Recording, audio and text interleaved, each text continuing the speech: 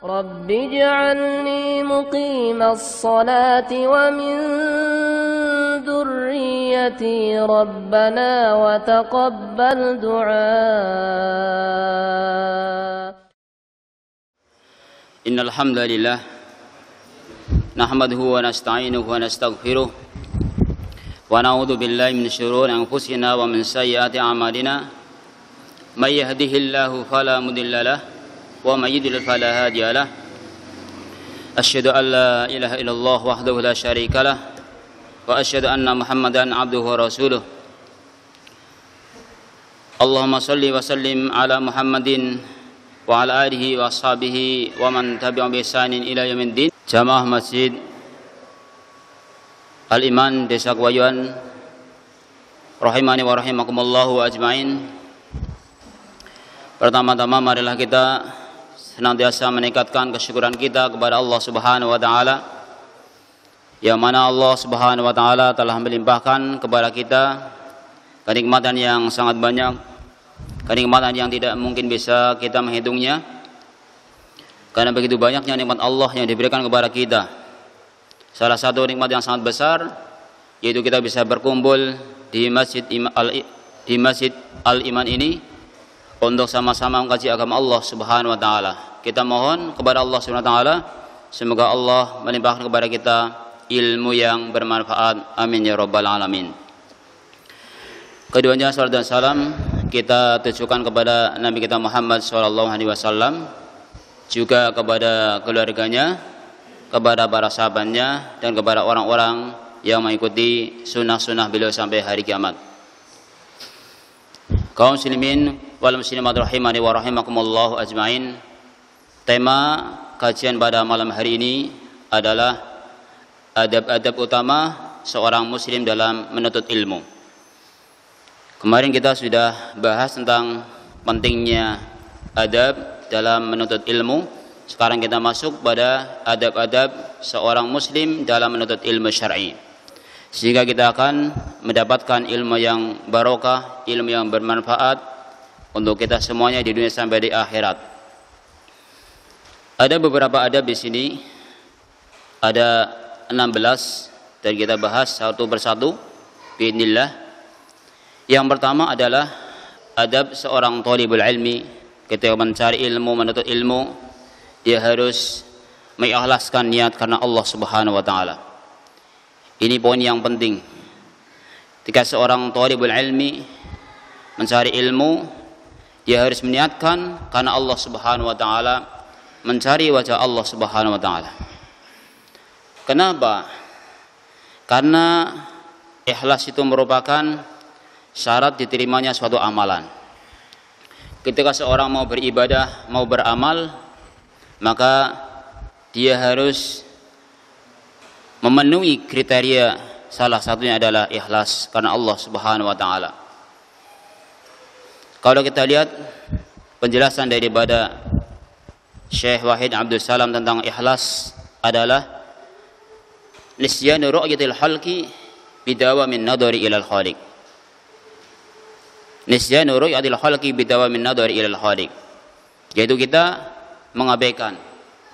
mengabaikan penilaian manusia dan kita fokus pada penilaian Allah Subhanahu wa taala. Ini hakikat daripada ikhlas. Kita mohon kepada Allah Subhanahu wa taala keikhlasan. Dan ini perintah Allah Subhanahu wa taala di dalam surat Al-Bayyinah ayat yang kelima. Allah berfirman, a'udzu billahi minasyaitonir rajim, wa ma umiru illa liya'budullaha mukhlisina lahuddin. Dan tidaklah kami perintahkan mereka kecuali untuk beribadah kepada Allah Subhanahu wa taala dengan ikhlas baginya ketaatan, memurnikan ketaatan untuk Allah Subhanahu wa taala. Ini poin yang sangat penting untuk kita juga dilatih bersama-sama, selalu mengharapkan ridho Allah Subhanahu wa taala, mencari ridho Allah Subhanahu wa taala, beramal karena Allah Subhanahu wa taala. Karena suatu amalan itu akan tergantung pada niatnya. Kalau dia niatnya dalam thalabul ilmi, mencari ilmu karena dunia, maka dia akan mendapatkan apa yang ia niatkan, atau belum tentu dia dapatkan. Yang kedua, ketika dia niatnya karena Allah Subhanahu wa taala, maka dia akan mendapatkan pahala dari Allah Subhanahu wa taala, dan bisa jadi dia mendapatkan karunia dari Allah Subhanahu wa taala. Karena itu Rasulullah SAW bersabda dalam hadisnya yang sahih, innamal a'malu binniyati wa innama likulli imri'in ma nawa. Sesungguhnya amal-amal itu tergantung pada niatnya. Jadi sama-sama kita dalam satu majelis, mungkin niatnya akan berbeda-beda, hasilnya pun nanti akan berbeda-beda. Maka dengan ini kita diingatkan oleh Rasulullah SAW bahwa amal-amal itu tergantung pada niatnya. Wa innama likulli imri'in ma nawa. Dan sesungguhnya setiap orang akan mendapatkan apa yang ia niatkan. Faman kanat hijratuhu ila Allah wa rasulihi fa hijratuhu ila Allah wa rasulihi. Barang siapa yang hijrahnya karena Allah dan Rasulnya, maka hijrahnya karena Allah dan Rasulnya. Tapi wa man kanat hijratuhu lidunya yusibuha aw imra'atin yankihuha fa hijratuhu ila ma hajar ilahi. Tapi ketika seorang hijrahnya karena dunia yang dia akan dapatkan atau wanita yang ingin dia nikahinya, maka dia akan mendapatkan yang sesuai dengan dia niatkan. Tapi juga belum tentu dia mendapatkan apa yang dia niatkan. Belum tentu dia ketika meniatkan untuk mendapatkan dunia, dia mendapatkannya. Maka di sini teman-teman semuanya rahimani wa rahimakumullahu ajmain, diingatkan oleh Rasulullah SAW tentang mari kita sama-sama luruskan niat kita mencari ridho Allah Subhanahu wa taala, menghilangkan kebodohan dalam thalabul ilmi ini, dan kita semuanya mengharapkan ilmu yang bermanfaat. Di sini jelaskan menuntut ilmu bukan karena Allah Ta'ala termasuk dosa besar, penyebab tercegah dari aroma surga, dan Allah Ta'ala menyediakan adab yang pedih bagi orang yang meniatkan bukan karena Allah Subhanahu wa Ta'ala. Orang yang dalam thalabul ilminya mencari ilmu bukan karena Allah Subhanahu wa Ta'ala diancam dengan tidak mencium bau aromanya surga. Nah, ini kita sama-sama latihan terus dan mengoreksi niat kita dan perbaiki niat kita semuanya. Rasulullah SAW bersabda, man ta'allama ilman mimma yabdahi bihi wajhallah la yata'allamuhu illa liyusiba bihi 'aradu minad dunya lam yajid 'arafal jannah yaumal qiyamah. Barang siapa yang dia belajar suatu ilmu yang seharusnya dia mencari untuk wajah Allah Subhanahu wa taala, karena Allah Subhanahu wa taala, tapi ternyata dia niatnya karena mendapatkan bagian daripada dunianya, kata Rasulullah SAW, lam yajid arafal jannah yaumal qiyamah. Dia tidak akan mendapatkan aroma surga pada hari kiamat. Ini hadis yang sahih riwayat Ahmad dan lainnya. Bahkan orang yang menuntut ilmu bukan karena mengharap wajah Allah, termasuk orang yang pertama kali dipanaskan api neraka untuknya. Hadis ini sudah sering dibaca, dan tentang orang yang pertama kali diseret ke api neraka. Dalam sebuah hadis yang sahih, Rasulullah SAW bersabda, inna awwalan nasi yuqda yaumal qiyamah ila qawlihi wa rajulun ta'allama al-ilma wa 'allamahu wa qara'a al-Qur'an fa udiya bihi fa 'arafahu ni'amahu fa 'arafaha qala fama 'amilta qala fama 'amilta fiha qala ta'allamtu al-ilma wa 'allamtuhu wa qara'tu fika al-Qur'an qala kadabta. Sesungguhnya orang yang pertama kali diputuskan perkaranya pada hari kiamat adalah, yaitu sampai sabda Nabi SAW, wa rajulun ta'allama al-ilma wa 'allamahu wa qara'a al-Qur'an, orang yang belajar ilmu. Ya, thalabul ilmi, ya seperti kita ini, thalabul ilmi, dia belajar ilmu, bahkan mengajarkan ilmu. Wa qara al-Qur'an, dan mengajarkan Al-Qur'an. Fa utiya bihi, dan kemudian diberikan padanya. Fa'arafahu ni'amahu fa'arafaha, dia pun mengakui akan nikmat dia belajar dan bisa mengajarkan ilmu tersebut. Ditanya oleh Allah, fama amilta, Anda belajar atau Anda beramal karena siapa? Maka dia mengatakan, qala ta'allamtul ilma wa 'allamtuhu, aku belajar ilmu dan mengajarkan ilmu, wa qara'tu fikal Qur'an, dan aku membaca Al-Qur'an untuk engkau ya Allah. Dia menyampaikan kepada Allah Subhanahu wa taala ketika diadili oleh Allah Subhanahu wa taala, untuk siapa engkau belajar dan untuk siapa engkau mengajarkan, untuk siapa engkau membaca Al-Qur'an dan mengajarkannya. Dia mengatakan, karena engkau wahai Rasul ya Allah, karena engkau ya Allah. Allah mengatakan, kadzabta, engkau dusta. Jadi Allah Subhanahu wa taala yang mengetahui isi hati kita semuanya. Maka Allah mengatakan, walakinnaka ta'allamtal ilma liyaqala alim, tapi engkau belajar kesana sini biar dikatakan seorang alim. Engkau belajar Al-Quran, membaca Al-Quran biar dikatakan qari.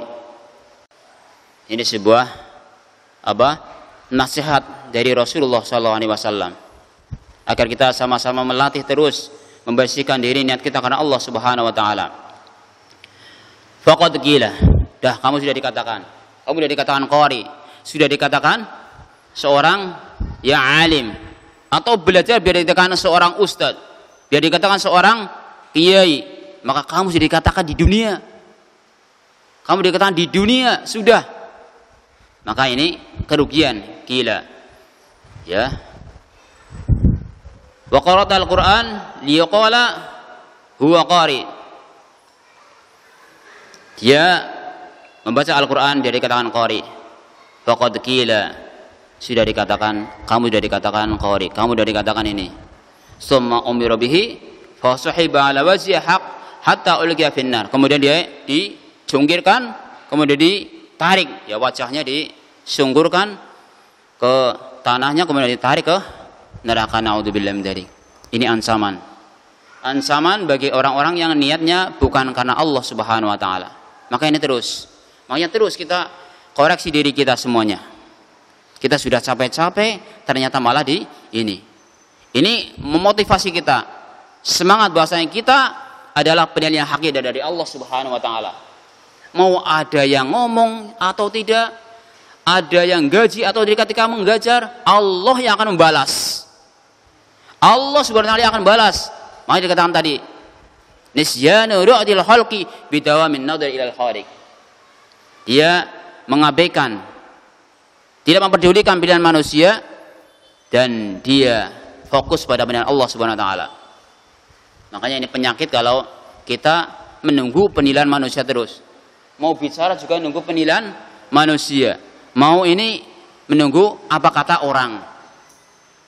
Nah, kalau memang hak, kalau memang itu benar, kalau memang itu perkara yang hak, kita laksanakan dan mohon pertolongan kepada Allah Subhanahu wa taala. Saudaraku sekalian rahimani wa rahimakumullah ajmain. Jadi Nabi SAW juga menjelaskan mengenai hal ini dalam hadis-hadis yang lain. Kita tidak boleh menuntut ilmu dengan tujuan untuk berbantah-bantahan dengan ulama, atau membantah orang-orang yang bodoh, atau agar kita merasa lebih hebat dalam suatu majelis. Kita belajar biar dikatakan orang yang paling hebat dalam sebuah majelis nantinya. Kita bisa orang yang menguasai forum dan seterusnya. Ini adalah niat-niat yang tidak bagus. Barang siapa melakukan yang demikian, maka berhati-hatilah terhadap neraka. Rasulullah SAW bersabda, la ta'allamul ilma litubahu bihil ulama. Janganlah kalian mencari ilmu dengan tujuan untuk berbangga-bangga di hadapan para ulama. Dia belajar, tapi tujuannya untuk berbangga-bangga di hadapan para ulama, di para orang alim. Ini Ini orang yang bagus, orang yang pintar, orang yang sudah belajar ke sana sini. Kita diingatkan oleh Rasulullah SAW. La ta'allamul ilma litubahu bihi al-ulama. Wala litumaru bihi sufaha. Dan juga membantah orang-orang yang bodoh. Wala tahayyaru bihi al-majalis. Dan janganlah kalian memilih majelis untuk mencari perhatian orang-orang dengannya. Faman fa'ala dzalika fannaru aula. Fannaru annar. Barang siapa melakukan demikian, dia mencari biar belajar ada perhatian orang fokus kepada kita. Ya, biar orang fokus kepada kita, biar kita dikatakan orang yang hebat, orang yang menguasai majelis tersebut. Maka hati-hati ini tolabul ilmi, dan kita semuanya para penuntut ilmu harus selalu ingat, ya, kehidupan hakiki adalah kehidupan akhirat. Di dunia pujian manusia hanya sementara, dan belum tentu si A memuji yang si ini membenci. Ya Anda, dalam kehidupan dunia ada dua, bisa dibenci, bisa dipuji. Ada yang suka, ada yang tidak suka. Kalau kita mencari pujian manusia, dan karena dunia nggak akan selesainya. Makanya ada ulama mengatakan, ridho nas hoyatun la tudrok. Ridho manusia adalah ridho yang tidak akan bisa dicapai oleh semuanya.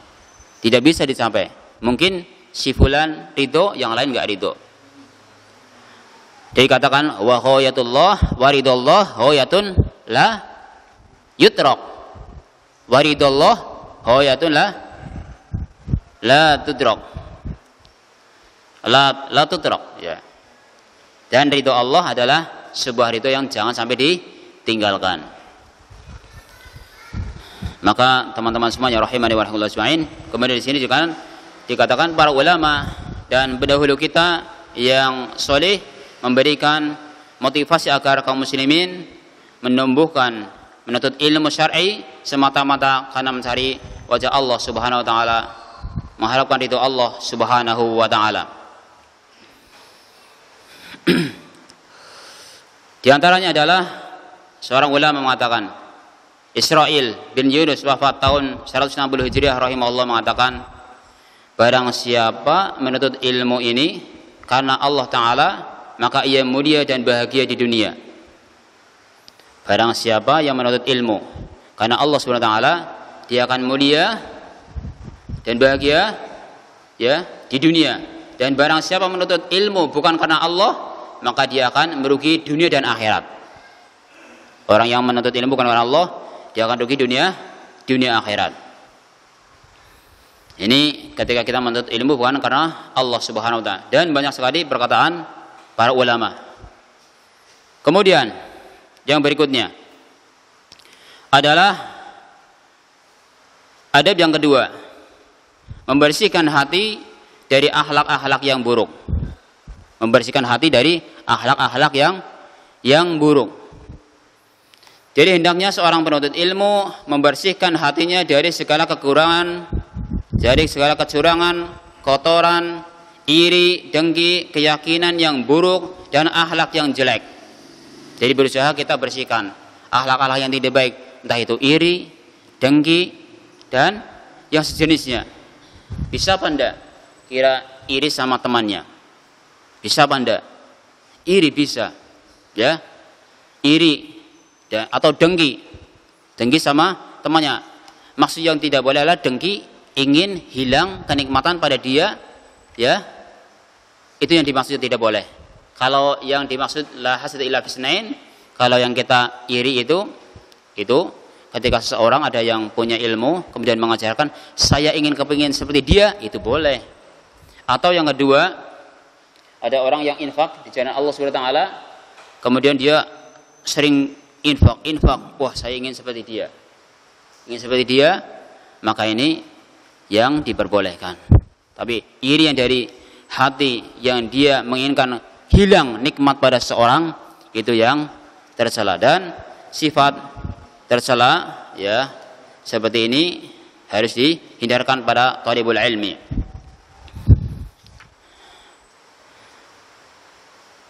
Sahal bin Abdullah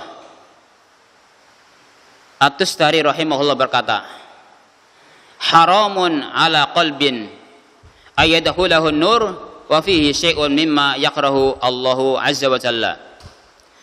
Haram atas cahaya ilmu untuk memasuki hati seorang sedang di dalam hati tersebut ada sesuatu yang dibenci. Sesuatu yang dibenci oleh Allah Subhanahu wa taala. Ini ketika ada penyakit yang ada dalam hati kita, ada sifat yang jelek, akhlak yang jelek, jadi ilmu sulit akan masuk kepada diri kita. Kemudian di sini juga yang namanya ilmu, ya, karena sesungguhnya ilmu sebagaimana perkataan sebagian ulama adalah solat yang tersembunyi. Dikatakan solat yang tersembunyi, ibadah hati dan batin. Sebagaimana solat seseorang tidak sah, ia merupakan amal anggota badan yang tampak, kecuali dengan suci dari hadas dan najis. Jadi orang solat harus suci dari apa? Hadas kan? Hadas. Maka ilmu pun demikian. Ilmu demikian. Ia tidak sah kecuali dengan bersuci dari sifat-sifat yang buruk dan akhlak-akhlak yang jelek. Jadi kalau ingin ya, karena ibadah hati ya, sholat yang tersembunyi, ilmu ini. Kalau ingin ilmu kita barokah dan bermanfaat, maka bersihkan dari sifat-sifat yang tercela, sebagaimana sholat tadi dibersihkan dari apa? Kotoran, sifat-sifat yang tidak baik. Kemudian sesungguhnya perumpamaan ilmu dalam hati seorang hamba seperti cahaya lampu. Apabila kaca lampu tersebut bersih, maka cahaya yang dihasilkan pun akan terang. Ini diibaratkan ya, ilmu ya dalam sebuah tempat yang berkaca. Kalau tempatnya ya kacanya ini bersih, kira-kira mencorong enggak? Mencorong enggak? Iya. Tapi kalau budak ya akan nggak kelihatan, nggak jernih, nggak mencorong. Itulah ilmu. Dan tempat kita itu tempat kita, jiwa kita sebagai tempat untuk ilmu. Kalau ingin mencorong, itu dibersihkan dari segala kotoran. Karenanya siapa yang ingin mendapatkan ilmu, maka hendaknya ia menghiasi batinnya dengan membersihkan hatinya dari kotoran-kotoran. Sebab ilmu merupakan perhiasan yang berharga. Ini yang kedua, membersihkan dari akhlak yang tercela seorang penuntut ilmu. Jadi termasuk ucapannya, ya ucapan seorang thalibul ilmi ya yang bagus, yang menunjukkan seorang thalibul ilmi. Dan sudah thalibul ilmi bicaranya kotor, apalagi sampai yang keluar di hutan-hutan sampai keluar nggak pantas, apalagi sama istrinya, karena yang menilai nanti istri. Anak sama istri sebagai penilai utama Anda. Penilai utama Anda adalah anak dan istrinya. Maka ingat-ingat, kalau kita ingin mendapatkan ilmu barokah, hiasi dengan akhlak yang baik. Yang ketiga adab ketiga adalah memohon ilmu yang bermanfaat kepada Allah Subhanahu wa taala. Hendaknya setiap penuntut ilmu senantiasa memohon ilmu yang bermanfaat kepada Allah Subhanahu wa taala dan memohon pertolongan kepadanya dalam mencari ilmu serta selalu merasa butuh kepadanya. Ya, seorang thalibul ilmi kita harus selalu mohon, minta kepada Allah Subhanahu wa taala ilmu yang bermanfaat. Kenapa? Allah Subhanahu wa taala telah memerintahkan nabinya untuk memohon ilmu yang bermanfaat dan tambahan ilmu. Allah berfirman, "Wa qur rabbi zidni ilma." Surat Thaha ayat 114. Wa qur rabbi zidni ilma, dan katakanlah, wahai Rabbku, tambahkanlah ilmu kepadaku. Ini Allah memerintahkan kepada nabinya untuk meminta ilmu, tambahan ilmu. Dan di antara doa yang Rasulullah SAW ajarkan, yang diucapkan setiap pagi adalah doa Allahumma inni as'aluka ilman nafi'an. Ya Allah, aku mohon kepadamu ilmu yang bermanfaat. Wa rizqan thayyiban, dan rezeki yang baik. Wa amalan mutaqabbala, dan amal yang diterima. Ini termasuk salah satu zikir yang setiap pagi hendaknya dibaca oleh seorang muslim atau muslimah. Allahumma inni as'aluka ilman nafi'a wa rizqan thayyibah wa amalan mutaqabbala. Hadis sahih riwayat Ahmad dan lainnya. Kemudian doa yang lain juga Rasulullah SAW mengajarkan kepada kita. Allahumma anfa'ni bima 'allamtani. Ya Allah, berikanlah manfaat kepadaku dengan apa yang Engkau ajarkan kepadaku. Allahumma anfa'ni bima 'allamtani. Berarti yang mengajarkan siapa kepada kita? Siapa yang mengajarkan kepada kita? Allah. Maka kita mohon ilmu yang bermanfaat. Allahumma anfa'ni bima 'allamtani. Wa 'allimni ma yanfa'uni, dan ajarkan kepadaku ya Allah apa-apa yang bermanfaat bagiku. Wa 'allimni ma yanfa'uni. Kemudian wazidni ilma, dan berilah tambahan ilmu. Jadi adab yang ketiga, mohon kepada Allah ilmu yang bermanfaat.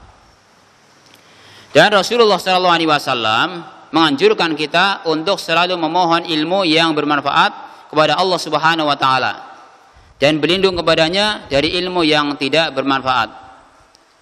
Rasulullah SAW bersabda, "Sallallahu ilman nafi'an." Mohonlah kamu, mintalah kamu kepada Allah ilmu yang bermanfaat. Wa ta'awwadu billah min ilmin la yanfa', dan berlindunglah kalian kepada Allah dari ilmu yang tidak bermanfaat.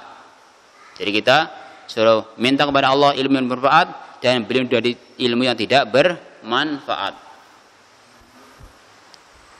Kemudian Nabi SAW memerintahkan hal di atas karena banyak kaum muslimin yang justru mempelajari ilmu yang tidak bermanfaat, seperti mempelajari ilmu filsafat dikatakan di sini, ilmu kalam, ilmu hukum sekuler dan lainnya. Maka kita dianjurkan oleh Rasulullah SAW untuk memohon kepada Allah Subhanahu wa taala ilmu yang bermanfaat dan berlindung kepada Allah Subhanahu wa taala dari ilmu yang tidak bermanfaat.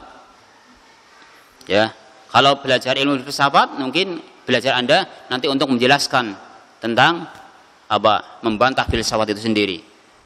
Ya kayak di STDI kan ada pelajaran filsafat yang mengajarkan, tapi nanti untuk menjelaskan kepada para mahasiswanya gitu, yang saya ketahui gitu. Jadi untuk menjelaskan, ya, haratu asyara li syari lakin li tauqihi, untuk menjaga diri. Nabi SAW pernah berdoa, Allahumma inni a'udzubika min ilmin la yanfa. Ya Allah, aku berlindung kepada kamu dari ilmu yang tidak bermanfaat. Allahumma inni a'udzubika min ilmin la yanfa wa min qalbin la yahsha, dan dari hati yang tidak khusyuk. Mohon kepada Allah Subhanahu wa taala. Wa min nafsin lan tashba, dan dari nafsu yang tidak pernah puas. Mohon kepada Allah Subhanahu wa taala. Wa min da'watin la yustajabu laha, dan dari doa yang tidak dikabulkan. Ini mohon kepada Allah Subhanahu wa taala. Insyaallah jamaah aliman sudah hafal semuanya, ya. Doa-doa yang kita bacakan tadi. Ya, mohon kepada Allah Subhanahu wa taala. Allahumma inni a'udzubika min ilmin la yanfa, wa min qalbin la yahsha, wa min nafsin la tashba, wa min da'watin la yustajabu lah. Ya, kita mohon kepada Allah Subhanahu wa taala. Ini jadi terus kita melatih diri untuk mohon kepada Allah Subhanahu wa taala, meminta kepada Allah Subhanahu wa taala ilmu yang bermanfaat. Ini adab yang ketiga. Kemudian adab yang keempat. Adab yang keempat adalah bersungguh-sungguh dalam menuntut ilmu dan rindu untuk mendapatkannya. Bersungguh-sungguh untuk mendapatkan ilmu, ya, dalam menuntut ilmu dan rindu untuk mendapatkannya. Saudara sekalian rahimani wa rahimakumullah ajmain, dalam menuntut ilmu syar'i diperlukan kesungguhan. Tidak layak para penuntut ilmu bermalas-malasan dalam mencarinya. Kita akan mendapatkan ilmu yang bermanfaat dengan izin Allah apabila kita bersungguh-sungguh dalam menuntutnya. Kalau seorang muslim, kita semuanya dalam mencari ilmu itu bersungguh-sungguh, biidznillah akan mendapatkannya. Seorang penuntut ilmu harus selalu hadir di majelis ilmu dan berusaha agar datang lebih awal di majelis, tidak boleh terlambat. Karena menuntut ilmu lebih penting daripada amal-amal sunnah dan wajib kifayah. Penuntut ilmu harus bersungguh-sungguh, sebab tanpa kesungguhan kita tidak akan memperoleh ilmu yang bermanfaat. Ini jadi kalau kita ingin mendapatkan ilmu yang bermanfaat, tentunya kita harus bersungguh-sungguh, termasuk ya mendengarkan, menghafalkan ilmu yang kita pelajari, itu bagian daripada sungguh-sungguh. Tadi datang gasik, insya Allah sini udah gasik sekali ya, sholat maghrib tadi itu langsung siap-siap, luar biasa. Barakallahu fikum. Ini ada nasihat dari Imam Syafi'i. Imam Syafi'i rahimahullah yang meninggal tahun 204 Hijriah. Beliau rahimahullah mengatakan, "Akhi, lan tanal ilma illa bisittatin." Wahai saudaraku, kalian sekali tidak akan mendapatkan ilmu kecuali dengan 6 hal, 6 perkara. Saumbika an tafsiliha bibayanin, akan aku jelaskan secara rinci. Ya. Yang pertama, dzakaun wa hirsun. Yang pertama adalah dzakaun, kecerdasan. Cerdas. Wa hirsun, dan toma. Dia toma kepada ilmu. Ya, rakus kepada ilmu. Kalau ahli dunia rakus kepada hartanya, kita kepada ilmunya. Hirs. Wastihadun, dan sungguh-sungguh, bersungguh-sungguh dalam mendapatkan ilmu. Kemudian wabulghotun, dan ada bekal. Dalam lafaz lain wadirham. Ada dulu di pondok wadirham, ya. Wasuhbatu ustadin, kemudian dia bergaul dengan ustadznya, berakhlak baik kepada ustadznya. Kemudian dia menghormati ustadznya, itu namanya wasuhbatu ustadin. Waktu tulus zaman itu tulus zaman, waktunya memang lama orang belajar, enggak maunya kan sekarang zamannya ya, apa instan kan, maunya sehari 2 hari bisa belajar bahasa Arab, wah seminggu bisa bahasa Arab, wah atau sebulan.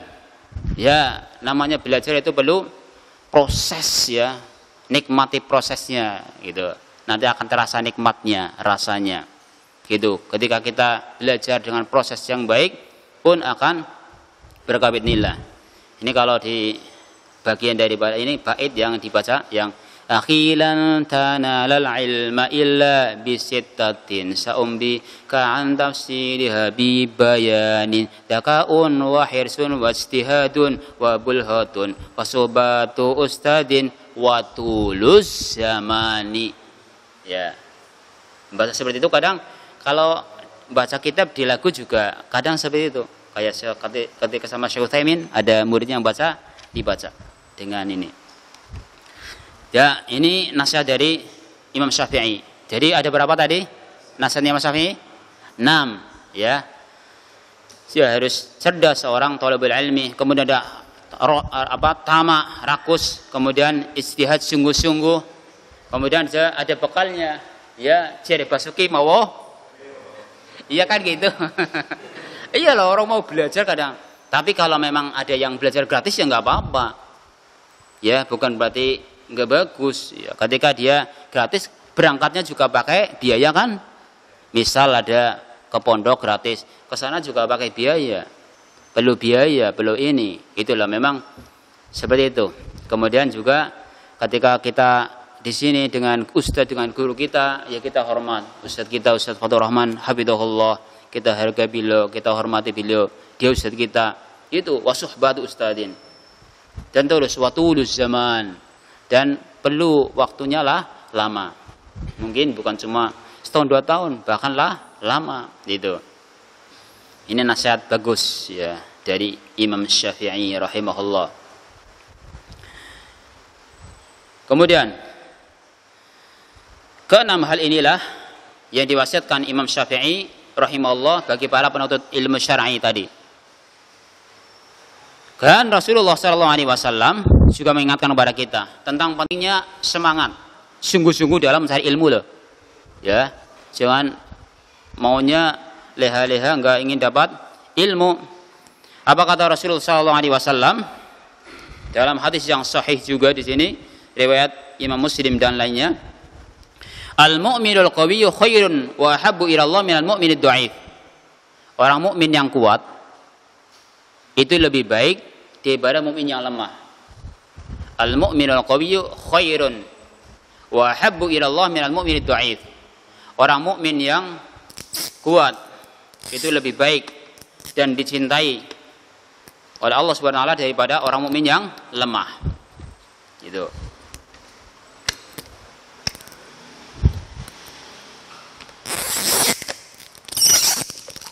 Bismillah.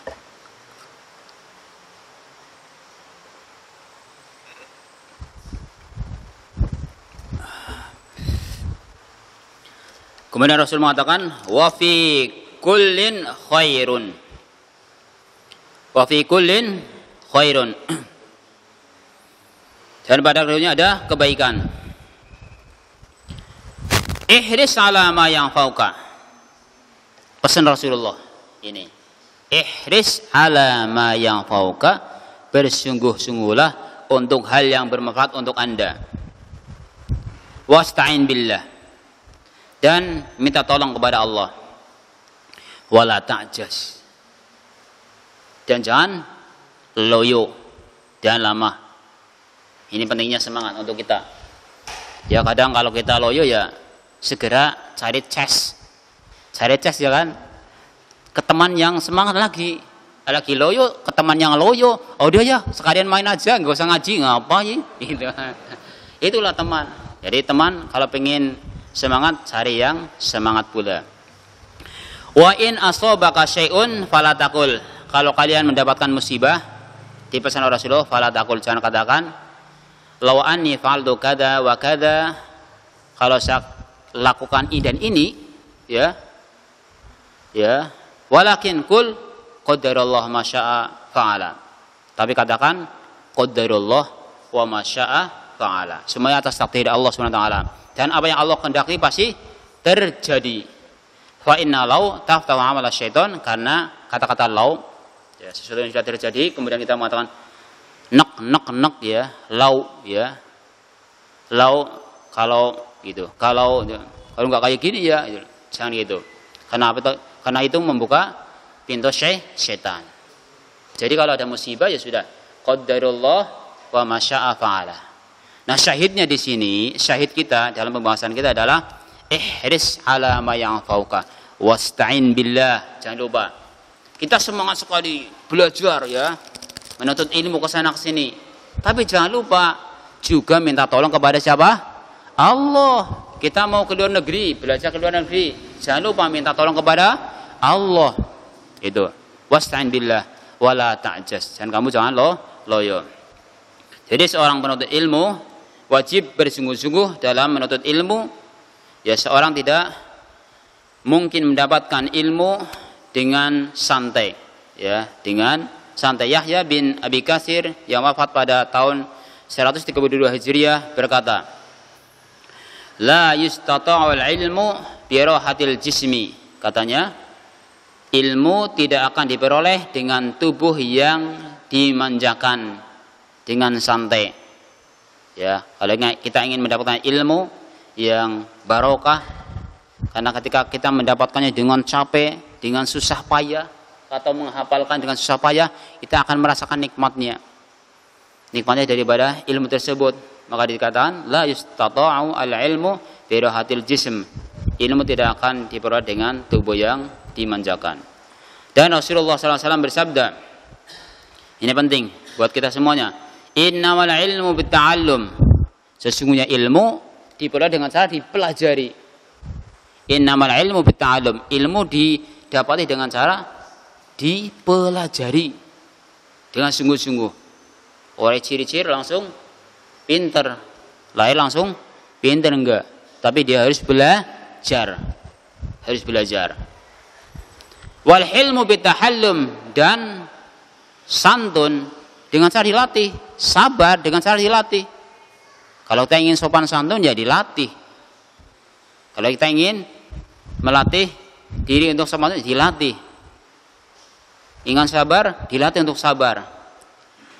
Wa man yataharru al khaira yu'tah. Barang siapa yang bersungguh-sungguh untuk mendapatkan kebaikan akan dikasih oleh Allah Subhanahu wa taala. Wa man yataharru al khaira yu'tah. Wa man yatawaqqa asyarra yuqah. Barang siapa yang bersungguh-sungguh akan menghindarkan diri dari kejahatan akan dijaga oleh Allah Subhanahu wa taala. Ini pentingnya kita belajar dan sungguh-sungguh. Kemudian Rasulullah SAW bersabda, manhumani la yashba'ani. Dua orang yang rakus, yang tidak pernah kenyang. Ya, manhumun fil ilmi la yashba'u minhu, wa manhumun fid dunya la yashba'u minha. Yang pertama, orang yang rakus terhadap ilmu dan tidak pernah kenyang dengannya. Rakus dengan ilmu, dia tidak kenyang dengan ilmu, artinya ingin terus belajar, ingin menambah ilmu terus. Makanya istilah long life education, tidak? Kita terus belajar terus, belajar terus, belajar terus. Apalagi kita yang sudah mengajar harus belajar dan belajar, itu. Karena ilmu selalu berkembang. Ya, orang yang rakus terhadap dunia dan tidak pernah kenyang dengannya, itu. Orang yang rakus dengan dunia juga tidak akan kenyang dengan dunia, kan gitu ya. Orang sudah punya ini ingin yang lain, udah punya mobil ingin mobil tambahannya, udah punya bis ingin bis 2, udah punya 2 pingin 3. Oh nak 5 ya kayaknya bisa, nak 5 ya kayaknya lebih kepenak. Us 25, oh nak 10 ya, gitu terus. Ibaratnya itulah, kalau yang pecinta dunia tidak akan kenyang dengan dunianya. Maka di sini dinasihatkan oleh Rasulullah SAW agar kita cinta kepada ilmu dan kita bersungguh-sungguh dalam mencari ilmu. Dan tadi sopan santun, ya, sabar, kita perlu latihan. Kita perlu latihan, dilatih, ya, biar mendapatkannya. Kemudian yang kelima. Yang kelima adalah memulai dengan mempelajari kitabullah. Itu kitab Al-Quran. Hendaknya seorang penuntut ilmu memulai perjalanan menuntut ilmu dengan terlebih dahulu mempelajari Al-Quran yang mulia. Ia hafalkan Al-Quran dan bersungguh-sungguh dalam memahami tafsirnya. Ini nasihat beliau, Sayyid Hafidhahullah. Seorang penuntut ilmu hendaknya mengetahui bahwa menuntut ilmu memiliki beberapa tahapan yang harus dilalui. Ia harus memulai dari yang paling penting, kemudian yang penting. Ia tidak boleh tergesa-gesa, bahwa ia harus bersabar dan mengetahui kadar kemampuan dirinya. Menuntut ilmu, dia juga tidak boleh tergesa-gesa. Dan sebagai tahapannya dia adalah belajar Al-Quran terlebih dahulu. Para ulama kita tidak pernah melewati dan menyimpang dari tahapan menuntut ilmu, karena bertahap dalam menuntut ilmu adalah jalan selamat untuk memperoleh ilmu. Bertahap dalam menuntut ilmu ini berdasarkan firman Allah Subhanahu wa taala, wa Qur'anan farraqnahu litaqra'u 'alan nasi 'ala muktsin wa nazzalnahu tanzila. Dan Al-Qur'an kami turunkan berangsur-angsur, ya, kepada engkau Muhammad, ya, agar engkau Muhammad membacakannya kepada manusia perlahan-lahan dan kamu menurunkan secara bertahap. Jadi Al-Quran diturunkan juga secara bertahap, gak sekaligus, apa, biar lebih mantap dalam jiwa kita. Dan Allah Subhanahu wa taala berfirman, wa qala alladziina kafaru laula nuzila 'alaihi al-Qur'anu jumlatan wahidah kadzalika linutsabbita bi fu'adak wa rattalnahu tartila. Dan orang-orang kafir berkata, mengapa Al-Quran itu tidak diturunkan kepadanya sekaligus? Ya, ini orang kafir bertanya, kenapa sih Al-Quran tidak diturunkan sekaligus? Ya, dari awal sampai akhir. Maka dikatakan, demikianlah agar kami memperteguh hatimu Muhammad dengannya, dan kami membacakannya secara tartil berangsur-angsur, yaitu perlahan dan benar. Linusabbita bihi fu'adak, untuk memantapkan hatimu, warotalnahu tartila, dan kami bacakan secara tartil dengan bacaan yang benar. Ini. Jadi jamaah sekalian rahimani wa rahimakumullah ajmain, banyak manusia yang tercegah dari tujuan dalam menuntut ilmu karena meninggalkan usul, landasan pokok. Yang dimaksud usul adalah Al-Quran dan As-Sunnah. Al-Quran dan As-Sunnah. Seorang penuntut ilmu hendaknya memprioritaskan dirinya untuk menghafalkan Al-Quran, kemudian hadis-hadis Nabi SAW. Demikianlah yang dinasihatkan oleh para ulama salaf kepada orang yang hendak menimba ilmu dari mereka. Jadi langkah pertama kalau anak mau belajar, itu kalau disuruh menghafal Al-Quran dulu, itu jurus yang bagus. Jadi metode para ulama memang itu anak-anak disuruh menghafal. Setelah itu menghafal mutun-mutun, menghafal hadis. Ya, diantaranya adalah metode para ulama. Jadi kalau yang metode yang sekarang nggak perlu menghafal, kemudian yang penting dipahami, itu sebenarnya metode yang berseberangan dengan para ulama. Karena Pak, ilmu sudah jelas, Al-Quran sudah jelas, al-haqqu min rabbika fala takum minal mumtarin. Kebenaran sudah hak, jangan kamu termasuk orang-orang yang rugi.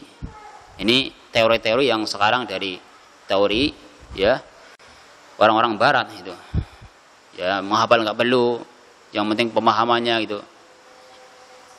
Kebenaran itu relatif, ya. Kebenaran itu relatif. Ini adalah pemahaman yang keliru yang harus diluruskan. Maka kebenaran dari Allah, kamu jangan termasuk orang-orang yang rugi. Jadi simbolannya yang kelima adalah memulai dengan mempelajari kitab Allah dengan Al-Quran karena thalabul ilm. Jadi kalau anak-anak kita sebagai dasar kita suruh menghafal Al-Quran, justru itu yang bagus. Anak suruh menghafal Al-Quran, kemudian nanti menghafal hadis-hadis dan mutun yang lainnya, maka insyaallah biidznillah akan barokah. Ini diantara adab thalabul ilmi. Ini yang kelima. Tadi yang pertama ikhlas, mengikhlaskan karena Allah Subhanahu wa taala.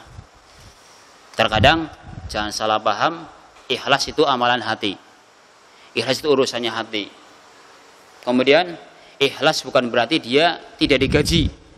Sebagai seorang guru misal ngajar di SDIT atau di mana, ini karena sudah ikhlas ini nggak digaji. Bukan berarti demikian. Karena ikhlas sudah amalan hati. Bisa jadi orang yang tidak digaji tidak ikhlas, bisa jadi orang yang digaji itu ikhlas, tergantung daripada hatinya. Makanya itu mohon kepada Allah Subhanahu wa taala semoga terus kita latih untuk menjadi orang-orang yang ikhlas karena Allah Subhanahu wa taala. Kemudian yang kedua adalah menghiasi dengan akhlak yang baik. Jadi ibaratnya tadi saya gambarkan, ya, ibaratnya apa? Ini sebuah tempat. Kalau tempat ini bersih akan cemerlang, ya. Maka kita bersihkan. Dan ibaratkan tadi adalah ibadah yang tersembunyi adalah ilmu itu. Maka harus dibersihkan dari kotoran. Sebagaimana sholat dibersihkan daripada kotoran itu dari hadas. Kemudian yang ketiga tadi apa?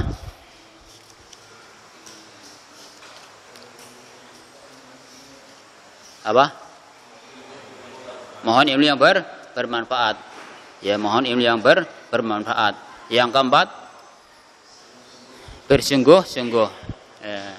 Ada yang hafal tadi yang saya baca, yang perkataan Imam Syafi'i, mungkin anak pondok di sini ya sudah mayoritas hafal. Ya akhilan tanal ilma, ada yang hafal? Cung hafal. Yang hafal tak kasih hadiah. Yang hafal tak kasih hadiah. Itu Imam Syafi'i yang meninggal pada tahun 2204 Hijriah. Ini bersungguh-sungguh. Kemudian yang kelima tadi adalah pelajari Al-Quran terlebih dahulu. Ini adab seorang thalibul ilmi, dan insya Allah kita lanjut pada poin berikutnya. Ayo, yang tadi saya bilang yang hafal bolehlah. Siapa yang hafal? Ayo silakan. Ada yang hafal? Ini di Aliman ada pelajarannya enggak? Fadhol. Ini kayaknya pondokan ini. Iya. Silakan, ini pondokan mana ini ya? Silakan. Silakan. Lafalnya. Akhilan tanalal ilma. Ya, akhilan tanalal ilma illa gitu.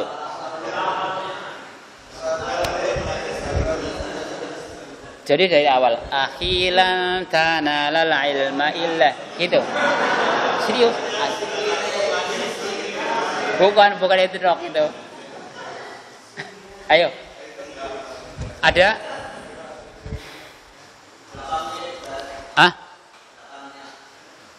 Belakang. Enggak. Ustadz enggak, Kak. Enggak. Ya. Sudah, kalau enggak ya doa.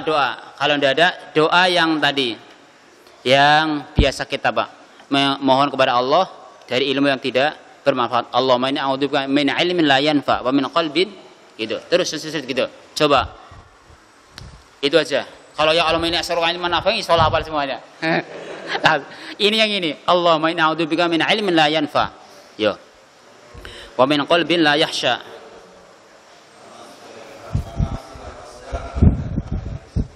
Cung dulu, Cung. Silakan.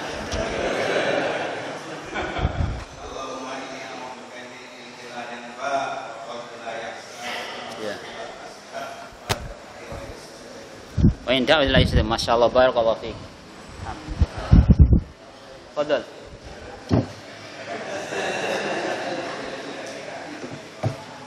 Alhamdulillah, semoga bermanfaat insyaallah. Mungkin sampai sini dulu ya yang kita bahas 5 dulu, insyaallah kita lanjut pada yang ke-6 dan berikutnya. Semoga Allah memudahkan kita untuk terus belajar menuntut ilmu biar kita mendapatkan ilmu yang bermanfaat. Amin ya rabbal alamin. Kita tutup, subhanakallahumma wa bihamdika asyhadu an la ilaha illa anta astaghfiruka wa atubu ilaik. Assalamualaikum warahmatullahi wabarakatuh.